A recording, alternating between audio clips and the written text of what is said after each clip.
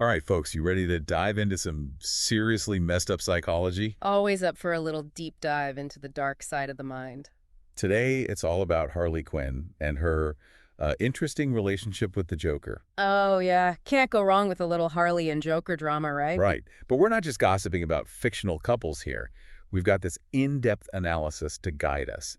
And it gets into some fascinating stuff about manipulation, abuse, and why someone would stay in such a toxic relationship. It's kind of a classic story, right? The brilliant professional falling for the charismatic criminal. It's like a train wreck you can't look away from. Exactly. And this analysis really trying to unpack all those factors, the psychology behind the chaos. So how about we start with a quick rundown of who's who for any new listeners, Yeah, in case they haven't had the pleasure of visiting Gotham. sure thing.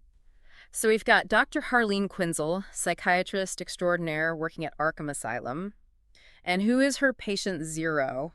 Well, none other than the Joker himself. Oh boy, talk about a recipe for disaster. Seriously. But yeah, that's where it all begins. This highly trained mental health professional trying to unravel the mind of Gotham's most notorious criminal. And I'm sensing this doesn't end with a cured patient and a successful therapy practice. Not quite. So how does he do it? How does Joker manage to ensnare someone like Harley? Is it just a case of bad boy charm? Partially, but it's much more insidious than that. See, Joker's a master manipulator. I mean, he can sniff out vulnerability like a bloodhound. And Harley, with her, let's just say, unconventional upbringing that the analysis talks about, she's definitely got some vulnerabilities. Bingo. He picks up on her need for love, for acceptance, and then dangles it in front of her like a prize she'll never quite win. Oh, classic manipulation tactic, right? Give a little, take a little. Keep them coming back for more. Precisely.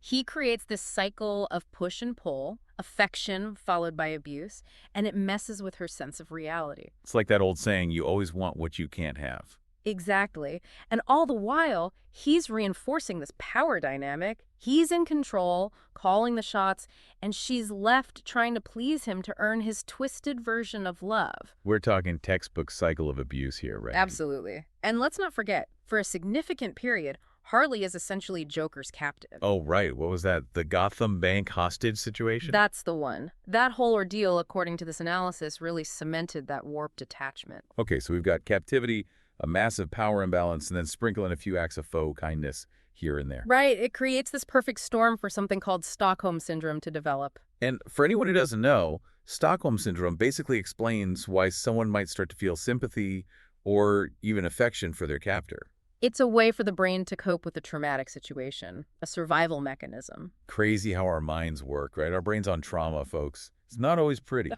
Nope, not always pretty at all, but fascinating to unpack, right? Totally.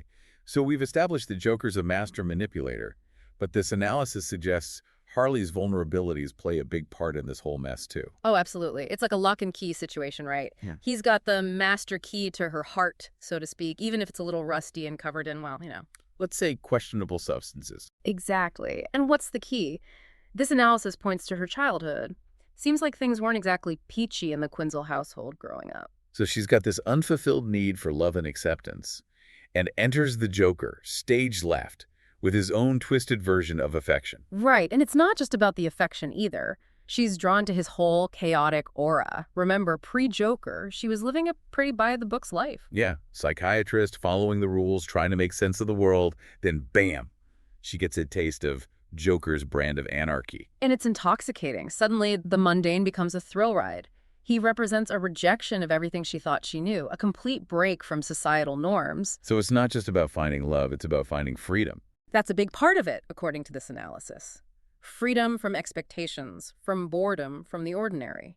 Even if that freedom comes with a side of potential death traps and maniacal laughter. Okay, but we've got to be careful here.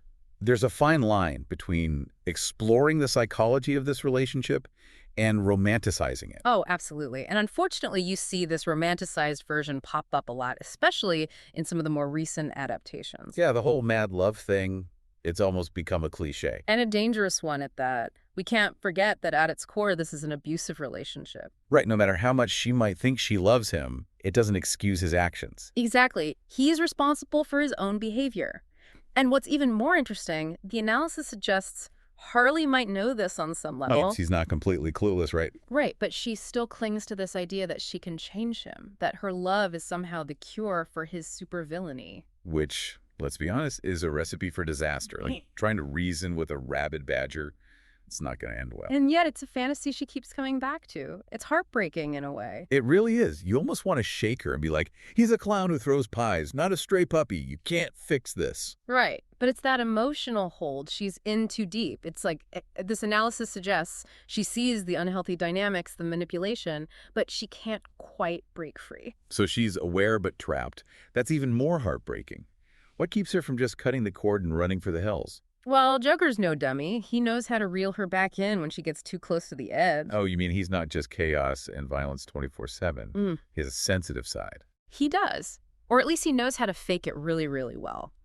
The analysis mentions a few instances where Joker seems genuinely vulnerable with Harley. Oh, yeah, like when he confessed his feelings for her. Exactly. Those moments are like gold to Harley. They reinforce her belief that she's the exception, the one who can save him from himself. Ah, the classic savior complex. Right. So he manipulates, she tries to fix him, and the cycle continues.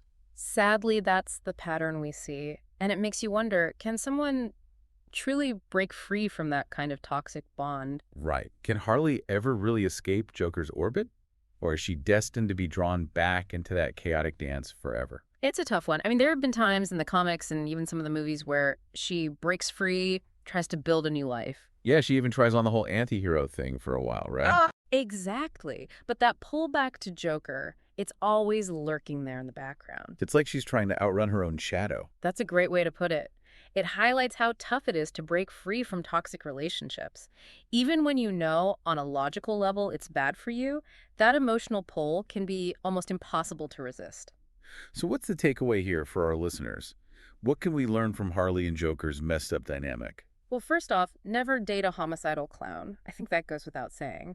But on a serious note, I think the biggest takeaway is the importance of recognizing red flags in relationships. Red flags like, oh, I don't know, trying to push you into a vat of acid. That's a big one. But also things like manipulation, constant power struggles, always having to justify someone else's bad behavior. These are all signs that something's not right. And it's okay to ask for help. Right. Absolutely. Whether it's a therapist, a friend, a support group, you don't have to navigate these things alone. Remember, love shouldn't feel like a constant game of emotional twister. Truer words have never been spoken. Well, folks, we've explored Harley and Joker's twisted love story, delved into the psychology of abuse and manipulation, and hopefully learned a thing or two about recognizing those red flags in our own lives. And remember, even though we've had some fun with the Joker's antics, we're not condoning his behavior in any way. Abuse is never okay, whether it's happening in Gotham or in our own backyards. Well said. A big thanks to our amazing listeners for joining us on this deep dive into the dark side of relationships. Remember, if you're struggling, reach out, get help, and never be afraid to choose yourself.